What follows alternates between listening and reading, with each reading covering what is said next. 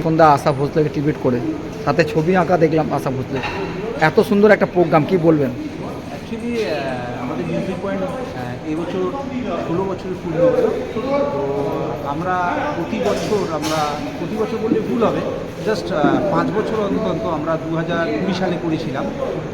তারপর ঠিক 5 থেকে 6 বছর মাথায় আবার এরকম একটা টাইপের প্রোগ্রাম করি, যে প্রোগ্রামটাতে আপনার দুর্গাপুরে বহু পুরনো শিল্পী আছে বা এখন যারা রিসেন্ট অনুষ্ঠানও করছে তাদের দিকে নিয়ে আমরা একটা অনুষ্ঠান করি, তার সাথে কিছু নতুন শিল্পীদেরও নিয়ে আসি আর কি।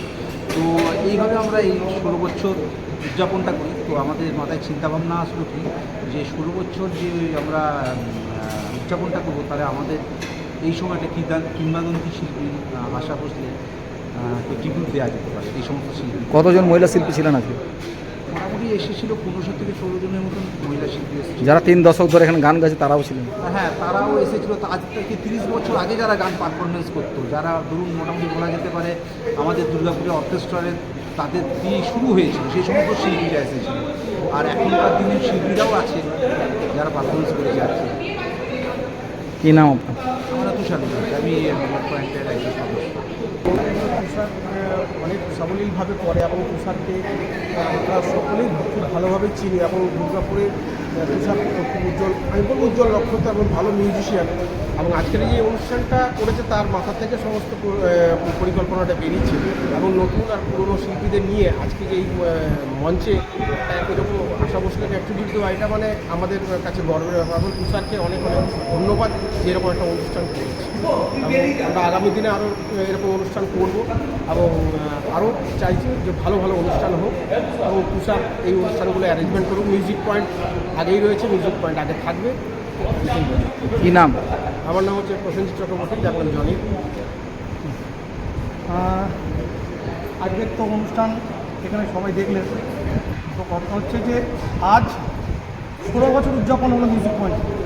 মিউজিক পয়েন্টের যে 16 বছর উদযাপন হলো, এরকম অনুষ্ঠান আমরা করে থাকি। কিন্তু এবছরে আশাজি যেহেতু আমাদের ছেড়ে চলে গেছেন, তো ওই উদযাপন দিনটি, মিউজিক পয়েন্টের উদযাপন দিনটি তুষার মুখার্জি যে মিউজিক পয়েন্টের কর্ণধার, তার মাথা থেকে যে বেরিয়েছে আমরা আশাজিকে ট্রিবিউট দেবো।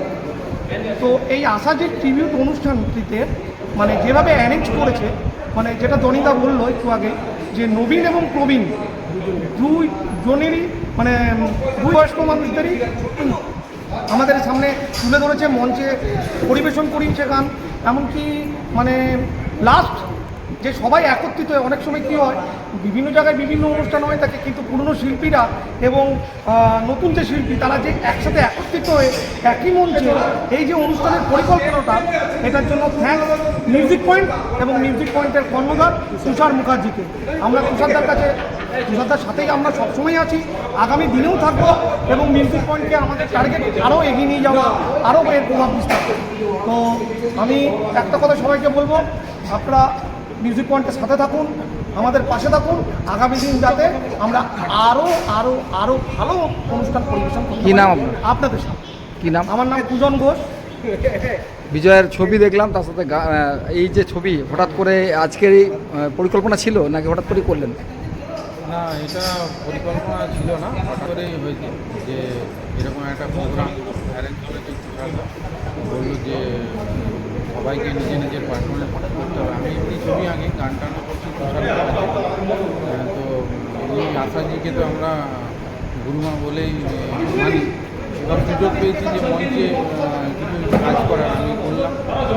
একজনের রংকে নিয়ে এলাম, স্কেল নিয়ে একটা সবার সামনে আশাজি আমি।